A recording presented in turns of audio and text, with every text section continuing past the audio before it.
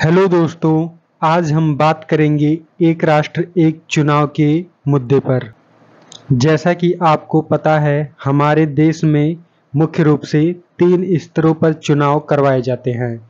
लोकसभा चुनाव, राज्यों में विधानसभा चुनाव और स्थानीय स्तर पर पंचायती चुनाव या नगर निकाय के चुनाव।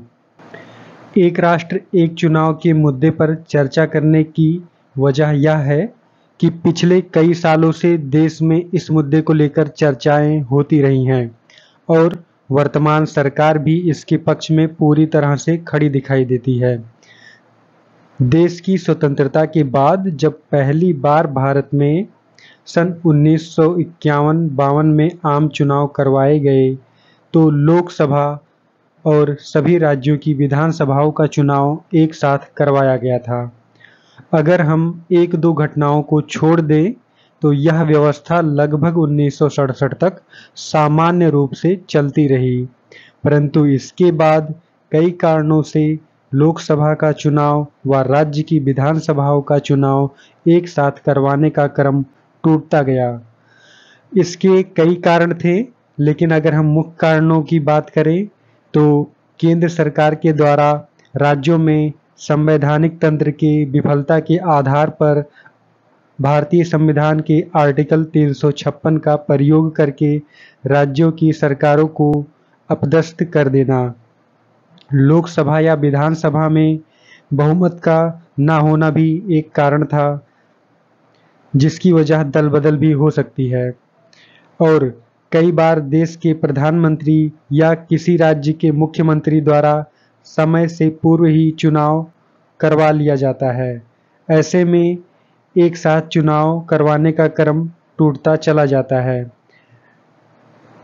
चुनाव करवाने की जिम्मेदारी इलेक्शन कमीशन की होने के कारण उसे कई समस्याओं का सामना करना पड़ता है, परंतु वह करे भी तो क्या करे, संवैधानिक व्यवस्था ही ऐसी बनाई गई है। इलेक्शन कमीशन ने 1982-83 में एक सुझाव दिया था कि देश के सभी प्रकार के इलेक्शंस को एक साथ करवाने की व्यवस्था संविधान में होनी चाहिए।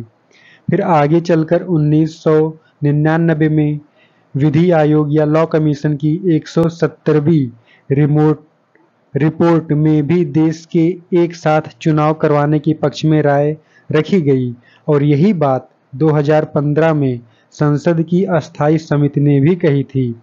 2017 में नीति आयोग की एक रिसर्च पेपर प्रकाशित हुई थी, जिसमें देश में एक राष्ट्र एक चुनाव जैसी प्रक्रिया होने के लिए अपना विचार रखा था, क्योंकि बार बार कहीं ना कहीं चुनाव होने के कारण डेवलपमेंट के कार्य ठप पड़ जाते हैं और अतिरिक्त धन और समय की व्यय होती है।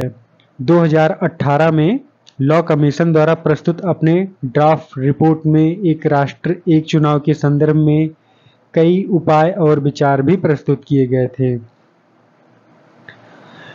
एक राष्ट्र एक चुनाव के मुद्दों को गंभीरता से लेते हुए और इसकी संभावना पर विचार करने के लिए भारत सरकार ने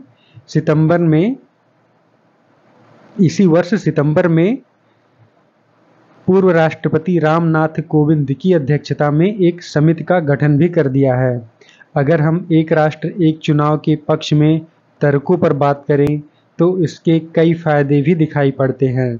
जैसे नीति आयोग के 2017 वाली रिसर्च पेपर में बताया गया कि पिछले 30 सालों में एक भी साल ऐसा नहीं रहा जब देश में कहीं ना कहीं चुनाव कंडक्ट न करवाए गए हों। इससे प्रशासनिक कार्यों में बाधा उत्पन्न होने के साथ साथ देश की राष्ट्रीय और क्षेत्रीय पार्टियां हमेशा इलेक्शन मोड में रहती हैं। ऐसे में सत्ताधारी पार्टी भी चुनावी प्रक्रिया में लगी रहती है और चुनावी लाभ लेने के लिए सभी पार्टियां बड़े बड़े वादे करती हैं। आदर्श आचार संहिता लागू होने के कारण सरकारी योजनाओं को लागू करने में बाधा आती है। नई योजनाओं का शिलान्यास नहीं किया जा सकता है। इसके साथ ही सुरक्षा बलों व अध्यापकों को उनके मूल कार्य से विमुख चुनाव ड्यूटी पर लगा दिया जाता है।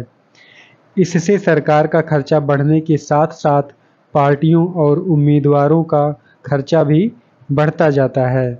चुनाव में खर्च करने के लिए पार्टियां पैसों का इंतजाम व पार्टी फंड इकट्ठा करने के लिए क्रोनी पूंजीवाद को बढ़ावा देती हैं। एक महत्वपूर्ण बात यह है कि चुनाव के समय पार्टियां अपने अपने वोट बैंक को मजबूत करने के लिए सांप्रदायिकता, जातिवाद, क्षेत्रवाद, भाषावाद इत्यादि को बढ़ावा देती हैं। इतना ही नहीं, राष्ट्रवाद के नाम पर सरहदों पर तनाव भी पैदा हो जाता है। शायद इसी परिदृश्य को ध्यान में रखकर मशहूर शायर राहत इंदौरी जी ने कहा होगा, सरहदों पर बहुत तनाव है क्या? सरहदों पर बहुत तनाव है क्या? कुछ पता तो करो, चुनाव है क्या? बार बार चुनाव करवाने से मतदाता का इंटरेस्ट भी वोटिंग प्रक्रिया में भाग लेने से कम होने लगता है। परंतु एक राष्ट्र एक चुनाव का दूसरा पक्ष भी हमें जानना चाहिए, जिसके आधार पर इसकी आलोचना की जाती है। यह व्यावहारिक नहीं है क्योंकि भारतीय संवैधानिक व्यवस्था में ऐसा कोई प्रावधान नहीं है, ऐसा आलोचकों का कहना है। और हम और आलोचनाओं पर ध्यान दें तो पता चलता है ईवीएम मशीन को लेकर, स्टाफ को लेकर इसकी कमी भी बताई जाती है।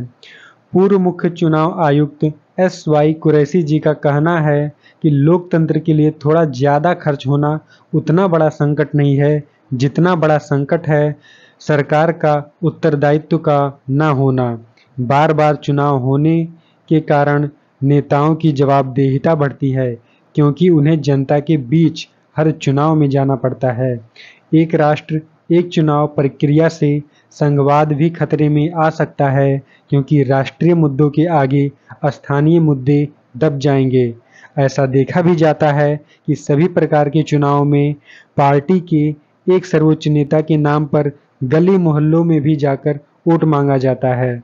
इससे लोगों के मन में भाव प्रकट होता है कि कहीं हम संसदीय प्रशासन प्रणाली व्यवस्था से अध्यक्षीय शासन प्रणाली व्यवस्था की ओर तो नहीं जा रहे हैं। इससे क्षेत्रीय दलों का अस्तित्व संकट में पड़ सकता है। स्थानीय मुद्दे, छोटे छोटे मुद्दे गायब हो जाते हैं। जब भारत में पंचायती राज व्यवस्था लागू हुई है, राज्यों के भी अपने निर्वाचन आयोग होने लगे हैं। ऐसे में जब सभी चुनाव एक साथ होंगे तो राज्य निर्वाचन आयोग की शक्ति कम हो जाएगी क्योंकि अभी एक राष्ट्र एक चुनाव का मतलब सरकार के द्वारा पूरी तरह से स्पष्ट नहीं किया गया है। अर्थात त्रिस्तरीय शासन व्यवस्था में किन किन चुनावों को एक साथ करवाया जाना चाहिए। ऐसे में अगर हम एक राष्ट्र एक चुनाव की प्रकृति के कुछ संभावनाओं पर विचार करें तो इसके कई मायने निकलते हैं। जैसे सभी राज्यों के विधानसभा व स्थानीय निकायों का चुनाव एक साथ करवा दिया जाए परंतु लोकसभा का चुनाव अलग से करवाया जाए।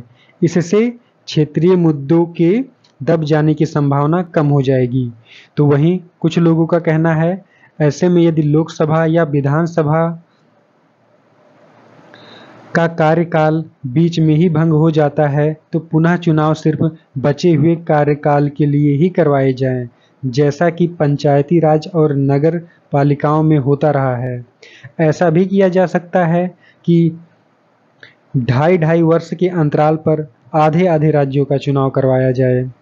यदि किसी सरकार के समक्ष अविश्वास प्रस्ताव जैसी संकट आती है तो प्रयास किया जाना चाहिए कि किसी अन्य व्यक्ति के नेतृत्व में नई सरकार का गठन कर लिया जाए बजाय दोबारा चुनाव करवाने के। सबसे महत्वपूर्ण, राज्य स्तर पर और केंद्रीय स्तर पर अलग अलग मतदाता सूची तैयार करने के लिए खर्च ना करना पड़े। इसके लिए जरूरी है कि भारत निर्वाचन आयोग ही यह कार्य करे। कुछ लोग एक विचार और देते हैं जिसके अंतर्गत लोकसभा और विधानसभा का चुनाव करवाने की जिम्मेदारी भारत निर्वाचन आयोग की है तो इन्हें एक साथ करवा लिया जाए और स्थानीय निकाय का चुनाव अलग से करवाया जाना चाहिए जिसकी जिम्मेदारी राज्य निर्वाचन आयोग की है। खैर जो भी हो, अंत में यह विचार रखना चाहता हूं कि एक राष्ट्र एक चुनाव के संदर्भ में जो भी प्रक्रिया अपनाई जाए वह सकारात्मक सोच पर आधारित हो और सभी पार्टियों की आपसी सहमति और बातचीत के आधार पर संवैधानिक तरीके से होना चाहिए। जय हिंद।